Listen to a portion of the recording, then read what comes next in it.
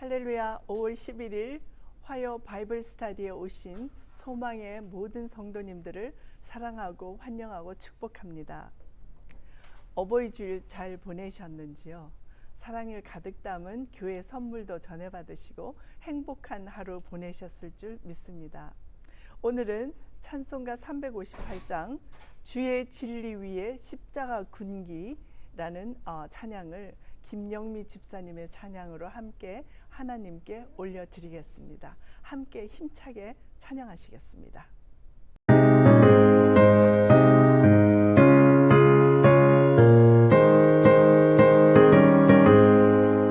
주의 진리 위해 십자가 군기 하늘 높이 들고서 주의 군사 되어 용맹스럽게 찬송하며 나가세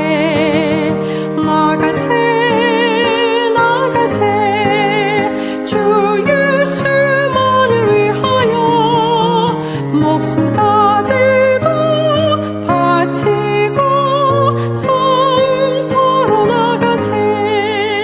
원수들이 비록 강할지라도 주의 군기 붙잡고 주의 진리 위해 용기 다하여 분발하여 싸우세. 나가세 주 예수만을 위하여 목숨까지도 바치고 성터로 나가세. 산과 들과 바다 가는 곳마다 주의 군기 날리며 반갑고도 기쁜 승리의 소식 온 세상에 전하세. 나가세 주 예수만을 위하여 목숨까지도 바치고 성터로 나가세. 원수들은 이미 예수의 손에 하나 없이 패하고 주의 군기만이 영광스럽게 온 누리에 날리네. 나가세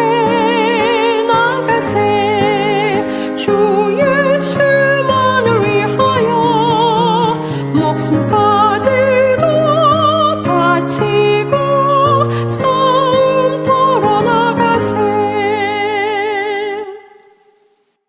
감사합니다. 이 시간에는 소망의 부회장 되시는 이종순 장로님께서 우리 성경 공부를 위해서 기도 인도해 주시겠습니다. 거룩하신 하나님, 은혜를 감사드립니다.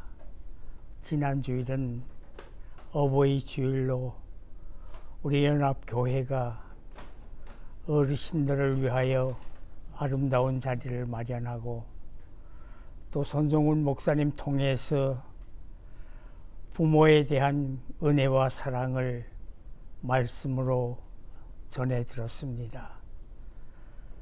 하나님 아버지, 저희들 이 세상을 살면서 먼저 부모의 사랑 깨닫고 하나님의 은혜를 사모하며 깨닫고 있습니다.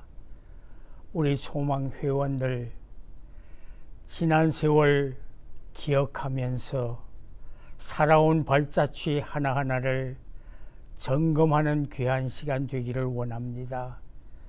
우리의 살아온 삶의 과정들이 얼마나 주님 앞에 합당하였는지 다시 한번 생각하며 하나하나를 점검해서 부족한 부분이 있으면 앞으로 삶을 통해서 시정하고 또 믿고 나가는 소망 회원들 되게 해 주시옵기를 원합니다.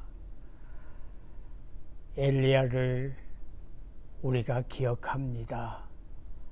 엘리야가 로뎀나무 밑에서 누워 세상을 포기하고 삶을 포기한 가운데 여호와 하나님께서는 그를 깨우쳐 주시고 그를 일어나 떡과 물로 주신 그 은혜를 저희들 기억합니다. 코로나로 인해서 많은 사람들이 좌절하고 어려움을 겪고 있을 때에 우리 소망회원들 좌절하지 말고 하나님의 사랑을 가지고 하나님의 사람들을 찾아가서 손을 듣고 사랑하며 섬기며 귀한 일들을 나눌 수 있는 삶을 누릴 수 있게 해 주시옵기를 원합니다.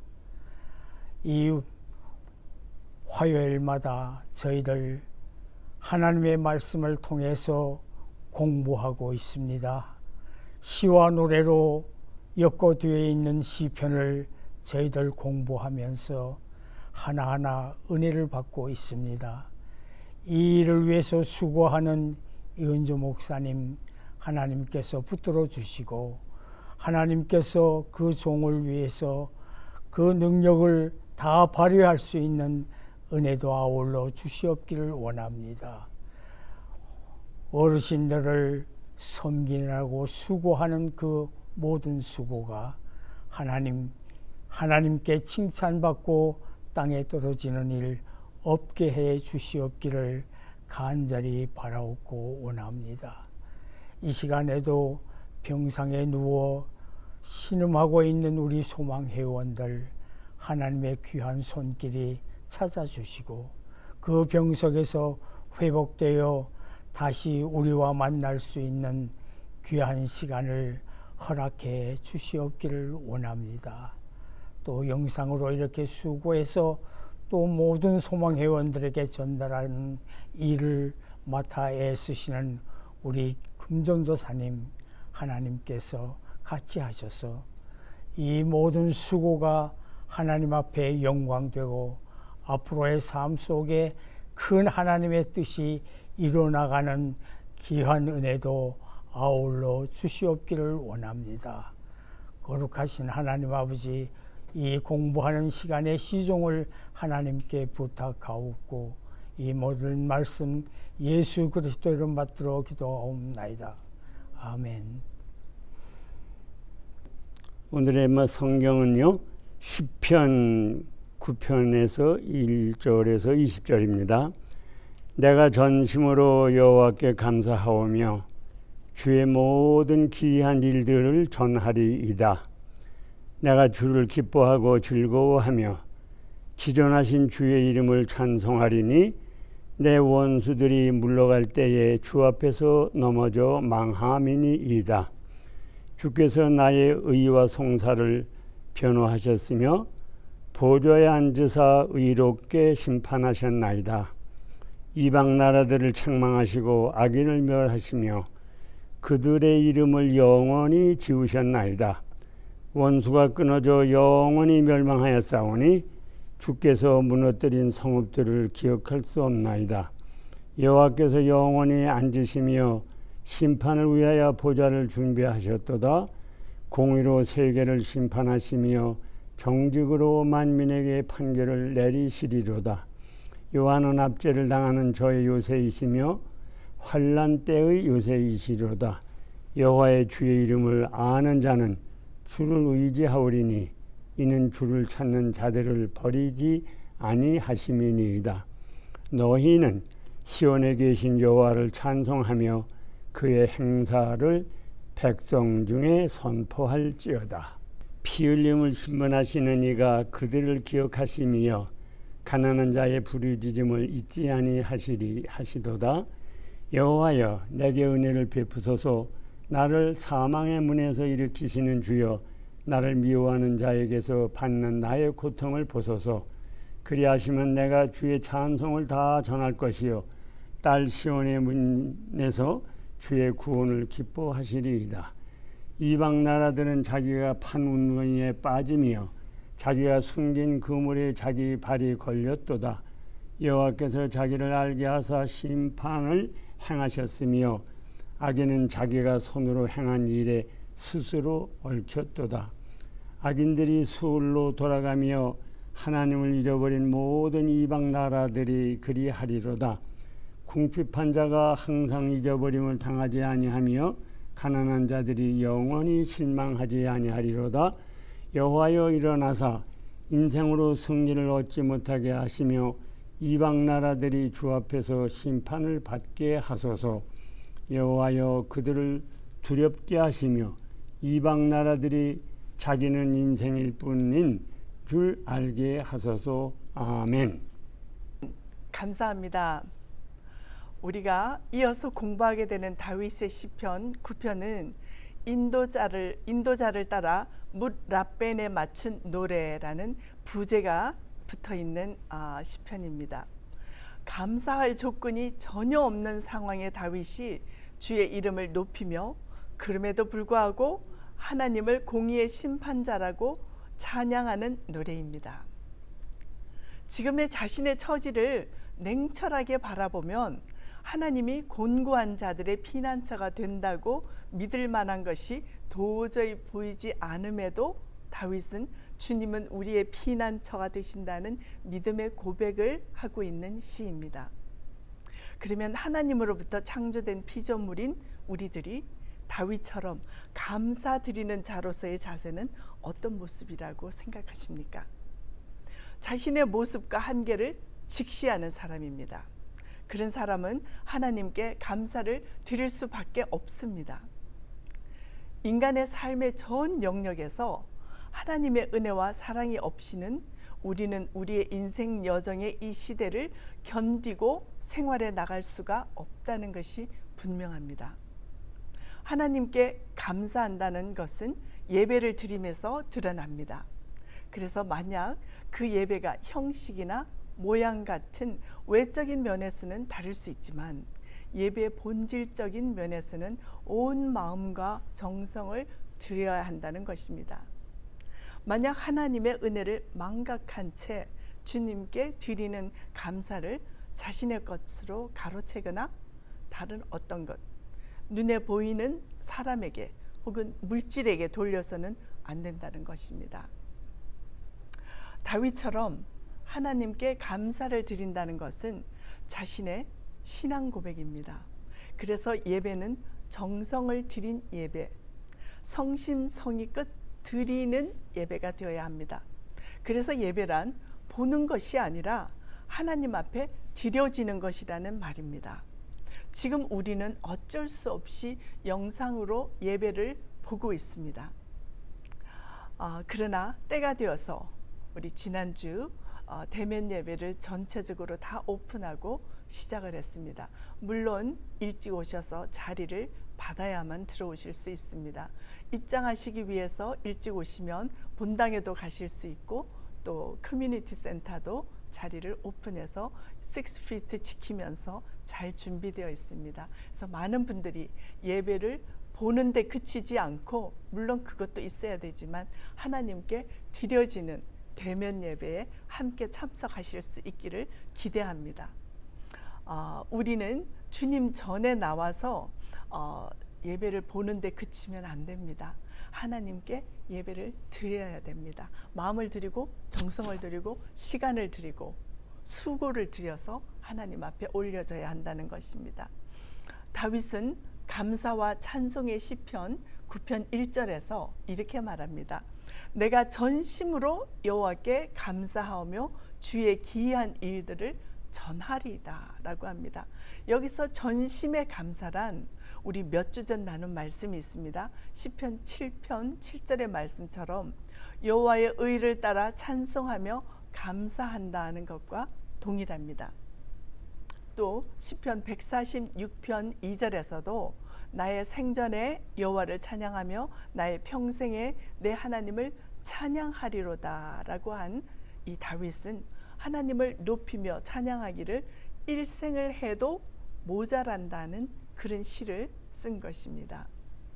이제 2절에 내가 주를 기뻐하고 즐거워하며 지존하신 주의 이름을 찬송하리니 라고 하는 말씀은 시편 51편 15절에 주여 내 입술을 열어주소서 내 입술이 주를 찬송하며 전파하리이다 라는 말씀에서도 다윗이 얼마나 하나님 찬양하기를 원했던가 하는 것이 확인이 됩니다. 하나님의 말씀 또한 찬양하며 주의 이름을 높이듯 말씀도 전파되어야 합니다. 비록 많은 소망의 성도님들께서 지금 시니어 아파트에 계시지만 옆방이나 또 다른 층에 사는 분들이 만약 예수를 모르는 분이라면 말씀을 듣고 혼자만 예수님 만나며 즐기시지 말고 하나님의 살아계심을 전하고 또 예수가 우리의 구원주 그리스도임을 전하실 수 있기를 기대합니다. 이처럼 하나님을 나의 주인으로 인정하는 사람이라면 그분의 행하신 기사와 베푸신 능력을 우리 모두 잘 알고 있는 사람이 될 것입니다. 많은 경우 사람들은 주님의 기사와 능력은 알고 깨닫고 경험하는 데만 그치고 전파하기보다는 입을 다물어 버릴 때가 많습니다. 하나님을 사랑하며 그분께 감사를 드리는 모습 중에 하나님의 베푸신 은혜와 기사를 널리 선포하고 증거하는 것도 중요한 부분 중에 하나입니다. 사랑과 감사는 입으로 표현되어지는 것이 아주 중요합니다. 우리 개인의 삶의 모습이나 가정과 사회에서도 하나님의 행하신 기사를 늘 감사하며 또 즐겁게 전하는 소망의 성도님들 모두가 되시기를 예수님의 이름으로 축원드립니다. 주님의 성도인 우리 모두는 하나님의 사랑을 경험했습니다. 그분의 은총을 받은 자들입니다. 그래서 우리의 삶의 형태나 우리의 사고방식에서 믿지 않는 성도들과는 차이가 나야 합니다. 그 이유는 우리가 무엇으로 인해 기뻐하고 즐거움을 얻는가를 인지하는 것이 중요한 기준 중에 하나이기 때문입니다. 허탄하고 망령된 곳에서 기쁨과 즐거움을 간구하는 것은 하나님이 없는 자들입니다. 성도인 소망회원 여러분들은 하나님을 생각만 해도 가슴이 두근거리고 벅차오르는 감격과 기쁨이 있으신 줄 믿습니다. 아멘. 그래서 입을 열면 하나님의 행하신 기적과 베푸신 은혜를 찬송하지 않고서는 견딜 수 없는 모습이 우리 성도들의 마땅한 자세라고 할 수 있을 것입니다. 모든 크리스찬들은 하나님을 자신의 기쁨과 즐거움과 찬송으로 삼을 뿐만 아니라 다른 사람들에게도 전하며 소개해야 합니다. 이제 3절에서 5절을 요약하면 원수들은 주님 앞에서 망하게 되고 보좌에 앉으신 주님은 의로우심으로 열방을 심판하시고 책망하시며 악인을 멸하실 것이다 라고 하는 내용입니다.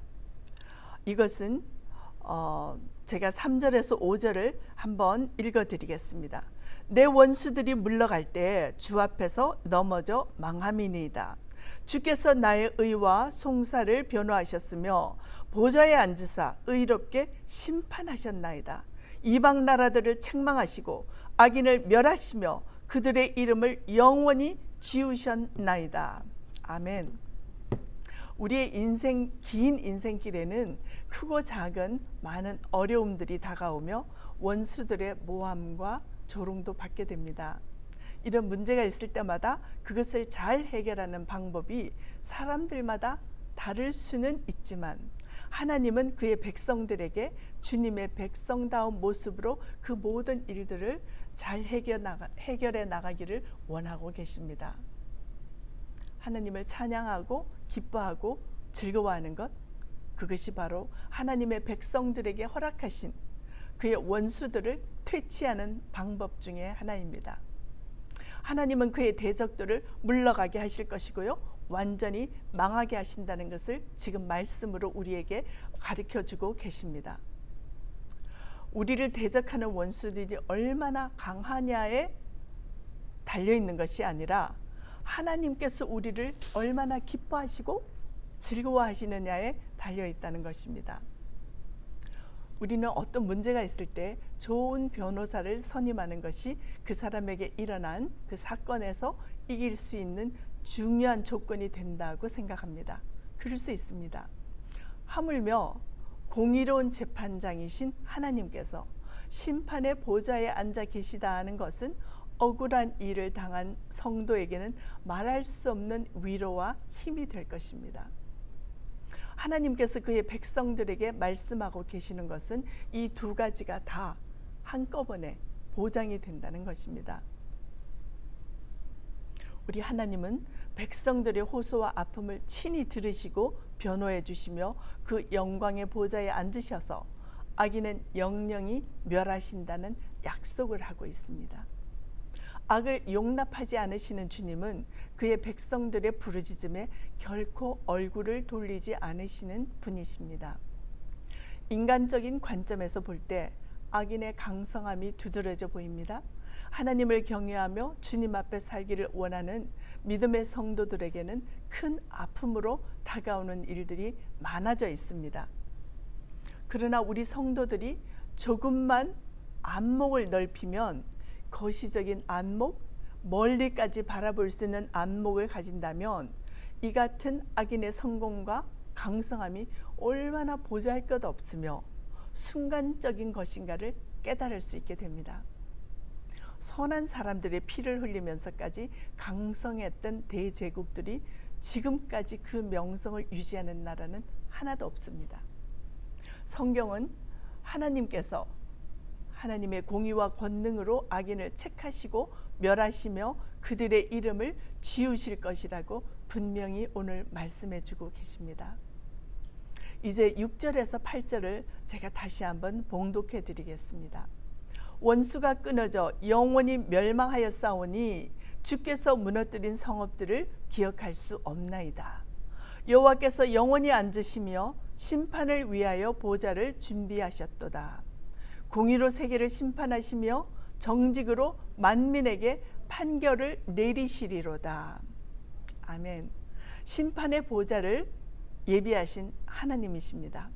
세상의 모든 권세와 영광이 변하고 땅에 떨어져 사라져 버릴지라도 영영이 사라지지 않고 변하지 않을 존재는 바로 하나님 한 분이십니다. 하나님께서는 그의 보좌에 앉으셔서 지금까지 세상을 주관하시고 계십니다.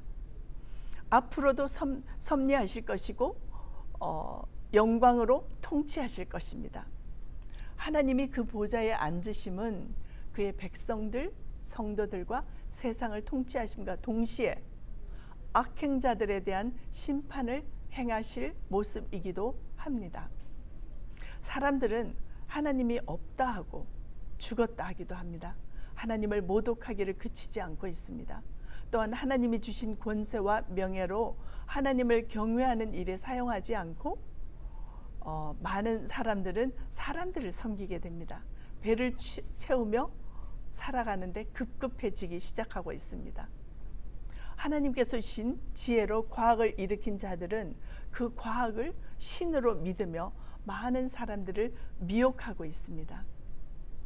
하나님께서 앉으신 그 보좌는 그분의 뜻대로 사는 백성들에게는 사랑의 보좌이지만 배반하는 악행자들에게는 심판의 보좌가 될 것입니다.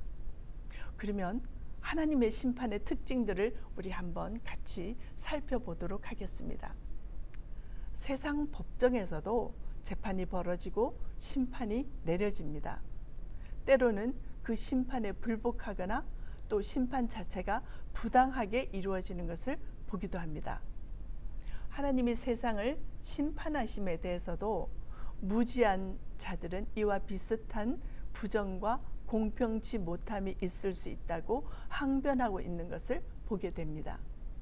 그러나 이런 것은 그 사람들이 하나님에 대하여 얼마나 무지한가를 드러내주는 증거일 뿐임, 그 이상의 아무런 의미도 없습니다. 하나님의 심판이 철저하게 공의로우심은 그분의 독생자 예수 그리스도를 십자가의 죽음을 당하게 하신 그 한 가지만으로도 충분히 우리에게 입증되고 있습니다. 거짓을 행하는 자들은 그 자신뿐만 아니라 그의 가정과 민족까지 징계하셨음을 보아야 할 것입니다.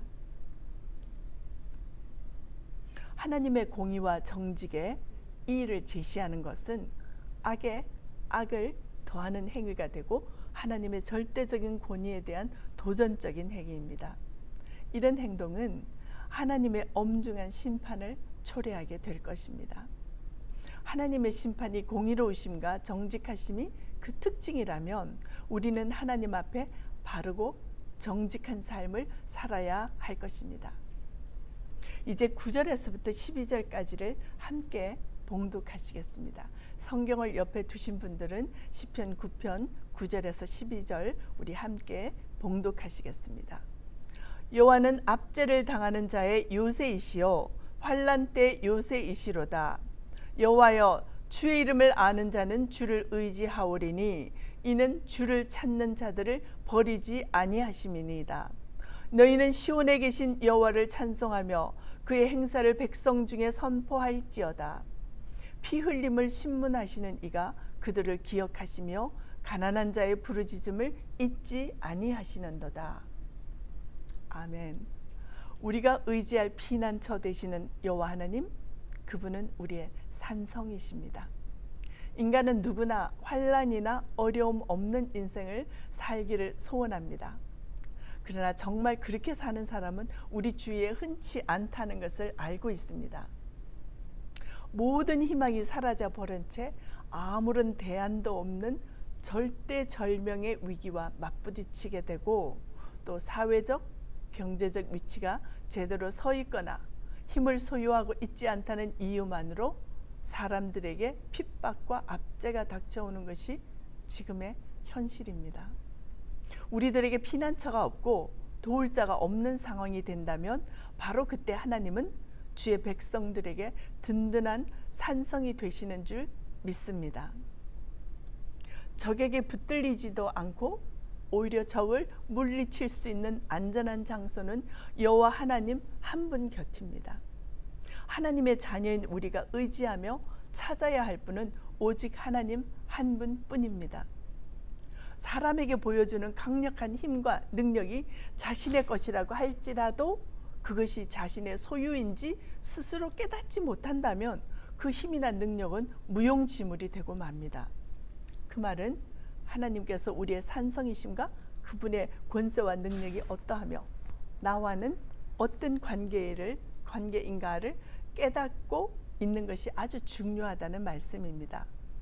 하나님을 아는 것, 그분을 의지하며 그분의 도움을 받을 수 있는 지름길이 바로 하나님을 바로 알고 그 관계를 깨닫는 것이라는 겁니다.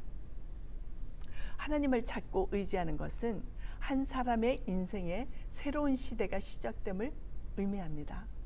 하나님은 자기를 찾아 의뢰하는 자를 결코 버리지 않으실 뿐 아니라 적극적으로 그를 보호하시고 변화하시며 강력한 사람으로 만들어주시는 분이신 줄 믿습니다. 찬송하며 선포해야 할 여호와 하나님을 바로 깨닫는 것은 바른 찬송을 하나님께 드릴 수 있는 근거가 됩니다. 하나님이 하신 일들을 바로 보고 오늘 부른 찬양처럼 주의 진리를 깨달을 때 오류와 왜곡이 없는 하나님을 증거할 수 있을 것입니다.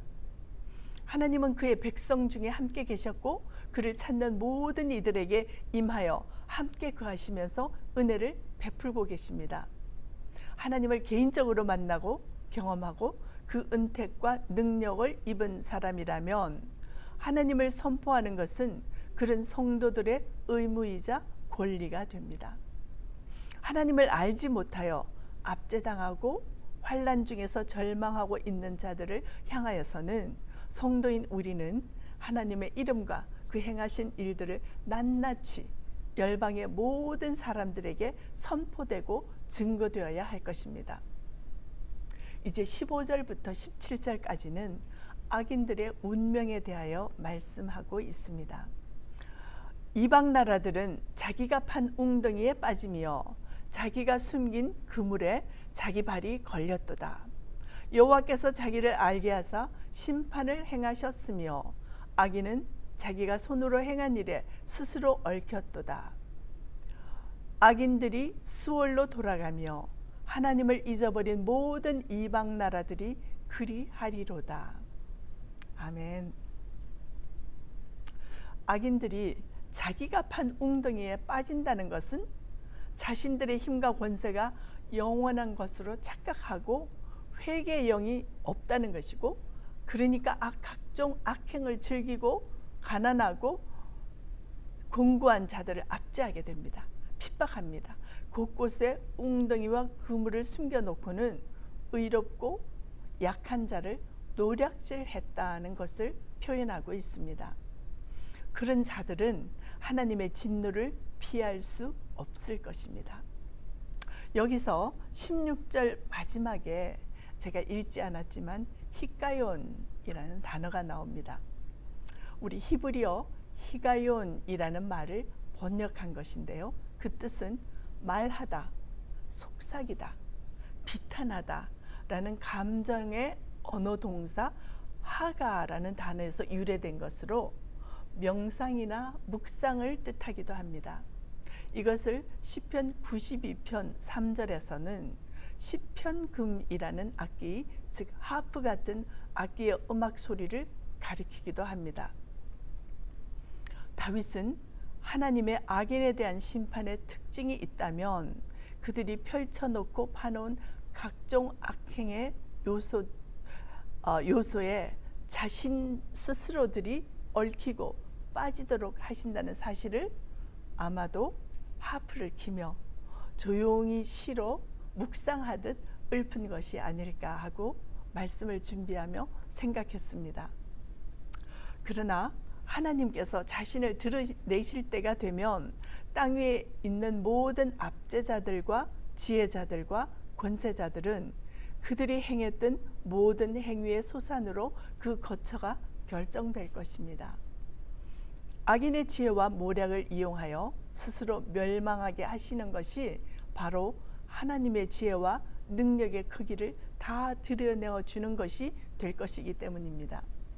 그래서 17절은 하나님을 무시하는 악인들은 스올, 예전 번역으로는 음부라고 하죠.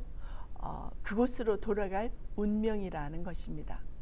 행한 대로 보응을 받게 되는데 이 말씀은 이사야서 3장 11절에서 악인에게는 화가 있으리니 이는 그의 손으로 행한 대로 그가 보응을 받을 것임이니라.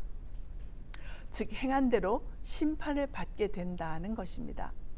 하나님을 섬기지 않으면서도 나라를 유지해온 열방들이 당하게 될 일의 공통점이 있다면 스올로 돌아간다는 것입니다.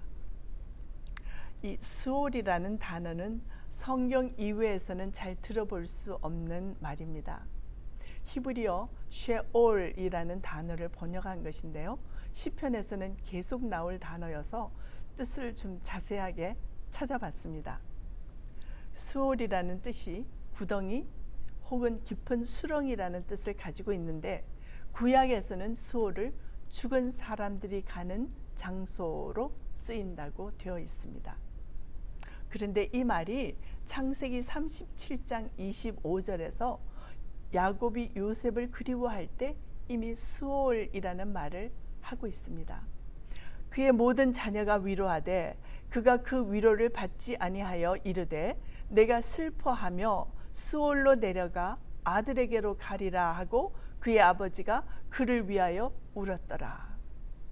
네, 야곱이 요셉이 짐승들에게 찢겨 피를 흘리며 죽어 없어졌다는 것을 알고 가슴을 찢으며 한탄하며 그럼 나도 같이 그리로 내려가서 아들을 만나리라 하는 그런 심정으로 토로한 것이 창세기 37장 25절에 있는 스올이라는 표현입니다.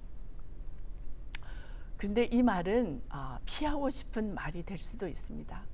악인들, 하나님을 섬기지 않는 자들을 위하여 예비된 곳이라는 것을 깨닫게 하시는 말씀이기 때문에 그렇게 편하게 쓰고 싶지는 않은 말씀이기도 합니다.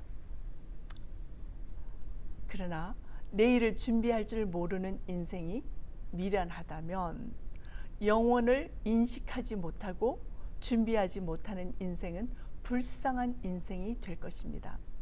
저를 비롯하여 우리 모든 시니어분들은 내일 어떤 삶을 살 것인가를 매 순간 고민하며 기도하고 살아야 할 이유가 바로 여기에 있습니다. 하나님을 잊어버린다는 것은 곧 자신의 과거와 현재를 부인하는 것이며 영원한 미래까지 포기하게 되는 것이 됩니다.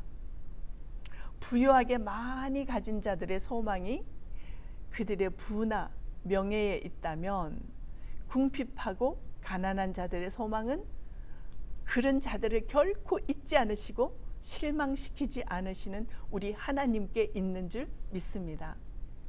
우리는 사람들이 자랑하는 승리나 기쁨이란 하나님 앞에서 볼 때 보잘것없고 무가치하다는 것을 깨닫고 하나님 앞에서는 가난하고 지혜가 없는 궁핍한 자가 되어야 합니다. 여호와 하나님께서 자리에서 일어나셔서 심판을 행하실 때에 두려워 떨며 그 심판을 받지 않으려면 우리 자신이 하나님 앞에서 얼마나 미약하며 하나님 없이는 부유함이나 풍성함이 없다는 것을 깨달아야 한다는 것입니다. 이제 18절에서 20절까지 한번 함께 봉독하시겠습니다. 하나님께서는 이런 곤고한 자를 돌보시는 그 하나님의 말씀을 우리에게 주고 계십니다. 함께 읽겠습니다.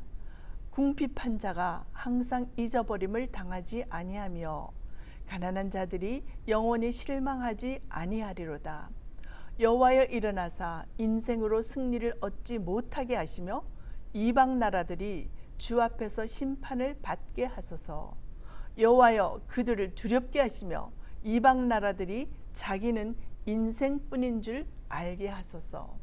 셀라. 그렇습니다. 우리의 부르짖음에 응답하시는 여호와 하나님이십니다. 하나님만이 우리 모든 인생들의 주가 되십니다. 모든 인생들을 통제하고 다스리는 분이십니다. 세상의 권력자들과 세도가들은 개인적인 욕구나 유익을 위하여 가난하고 힘없는 자들을 압제하며 그들이 피 흘리는 것을 보면서 다윗은 그들이 양심의 가책도 없고 그렇게 행하고 있다는 것을 주님께 고하고 있는 것입니다.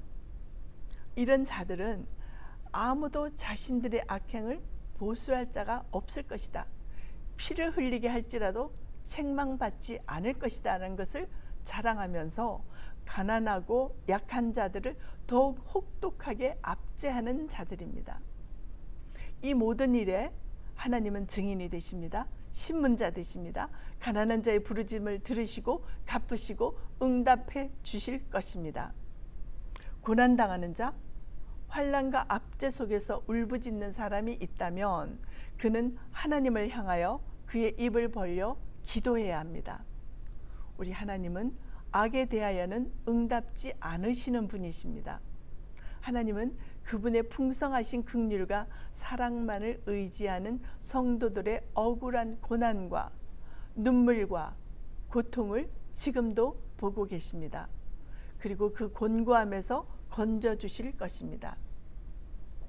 인간이 가장 무서워하고 거역할 수 없는 것이 사망의 문 앞에 엎드러지는 것이지만 하나님께서는 그 손을 펴시기만 하면 사방의 문 앞에서도 떨치고 일어서는 것은 성도들에게는 아무런 문제도 되지 않을 것입니다. 우리 모든 인생들이 의지해야 될 대상은 사망 앞에서도 이렇게 세우시며 긍휼을 베푸시는 하나님만이 인생의 유일한 의지요 소망인 줄 믿습니다. 하나님은 그의 백성들에게 그들의 입술의 열매인 찬송을 받기를 원하시며 하나님의 임재하심 아래에서 기쁘고 즐겁게 뛰놀기를 원하십니다. 법궤가 들어올 때 기뻐하며 뛰놀았던 다윗 왕의 모습은 오늘을 사는 현대 우리에게도 하나님 앞에서의 감사의 자세는 어떠해야 하는지를 잘 보여주는 모습입니다. 저를 비롯하여 우리 모든 시니어 분들은 살아온 날들보다도 앞으로 살아가야 할 날들이 훨씬 짧다는 것을 알고 있습니다. 다시 오시겠다고 약속하신 신실하신 하나님의 아들 예수 그리스도 한 분만으로 만족하는 소망의 모든 분들이 되시기를 예수님의 이름으로 축원드립니다. 성령님을 의지하며 그분의 도우심으로 다윗처럼 늘 감사하는 믿음의 눈으로 우리의 매일의 삶을 사시는 소망의 바이블 스터디에 오신 모든 분들이 되시기를 예수님의 이름으로 축복합니다. 아멘. 이 시간 우리 함께 중보기도로 하나님께 나아가겠습니다. 먼저 교회를 위해서 기도해 주시고요. 연합교회 모든 목회자들을 위해서, 담임 목사님을 위해서, 주일학교 2세 교육을 위해서, 몸이 연약한 성도님들, 그리고 대한민국과 미국을 위해서 이 시간 우리 주여 한번 외치고 하나님 앞에 기도로 올려드리겠습니다. 주여, 하나님 아버지, 이 시간 교회를 위해서 기도하게 하심을 감사합니다. 이제 모여서 성전에서 예배드리는 환경으로 열어가심을 감사드립니다. 하나님, 더 많은 성도들이 하나님을 찾으며 예배를 보는 것에서 그치지 않고 예배를 하나님께 올려드리기 위해 성전으로 나와 함께 예배 드릴 수 있도록 인도하여 주시옵소서. 그리하여서 우리 연합교회가 말씀과 기도에 굳건한 반석 위에 세워지게 하시고 아틀란타 지역에 성령의 부흥을 일으키는 연합교회가 될 수 있도록 축복하여 주시옵소서. 하나님의 놀라운 역사가 있기를 원합니다. 하나님께서 인도하여 주시기를 원합니다. 전 세계를 향하여서 거룩한 영향력을 끼치는 연합교회가 될 수 있도록 하나님께서 인도해 주시옵소서.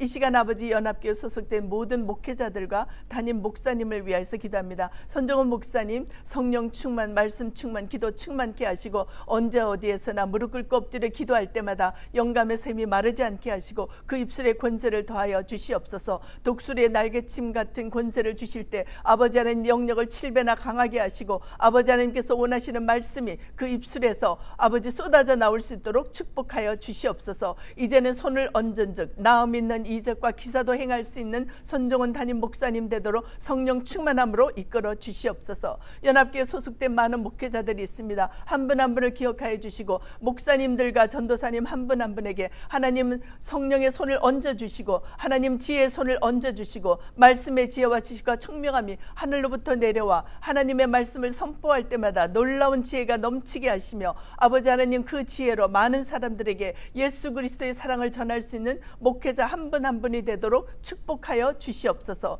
이 시간 주일학교와 2세 영적 교육을 담당하는 교육부를 위하여서 기도합니다. 하나님, 많은 교사들과 교육부 목사님, 전도사님들이 있습니다. 어린 영혼들이 믿음 안에서 성장하도록 기도로 준비케 도와주시옵소서. 우리 어린 영혼들은 교육부의 교육을 통하여서, 영적 교육을 통하여서 장래 하나님의 기쁨이 되게 하시옵소서. 주의 일꾼들이 쏟아져 나오는 연합교회 교육부가 되게 하시옵소서. 장래 전 미주 지역에, 전 세계를 향하여서 거룩한 주의 종들이 쏟아져 나오는 연합교회 교육부가 되도록 교육부를 축복하여 주시옵소서. 하나님, 이 시간 몸이 연약한 성도님들을 위해서 기도합니다. 김문정, 김석자, 김신자, 김인상, 김정은, 김종철, 김향자, 남병태, 노영희, 문신자, 민브라이언, 양영선, 양희영 한 분 한 분을 주님 손바닥 위에 이름을 올려드립니다. 주님 적으시고 아버지 기억하시고 직접 찾아가셔서 안수하여 주시옵소서. 시간과 공간을 초월하신 하나님의 능력이 그분들 일일이 찾아가 주셔서 하나님께서 놀라운 역사로 인도해 주시기를 간절히 빌고 원합니다. 하나님 아버지, 이름 불러 호명하지 못한 분들까지 하나님께서 기억하시고 그분들의 아픈 몸을 만져주시며 예수 그리스도의 보혈의 권세가 온몸에 흐르고 넘치도록 축복하여 주시옵소서. 우리 두고 온 조국 대한민국과 미국을 위하여서 기도합니다. 하나님, 군사 분계선은 오직 예수 그리스도의 능력으로 복음으로 인해 무너지기를 간절히 기도합니다. DMZ가 아버지 하나님 아직도 건재해 있는 나라는 대한민국뿐이오니 하나님 한국을 불쌍히 여겨 주시옵소서. 긍휼과 자비를 베풀어 주시옵소서. 교회가 회개하게 하시고 목회자들이 회개하게 하시고 위정자들이 회개하게 하셔서 대한민국이 다시 한번 온 세계 열방을 향하여서 선교하는 하나님의 나라가 될 수 있도록 축복하시고 인도하여 주시기를 간절히 기도하고 원합니다. 아버지 하나님, 그리하여서 예수 그리스도 때문에 통일이 앞당겨지도록 주님 인도하여 주시옵소서.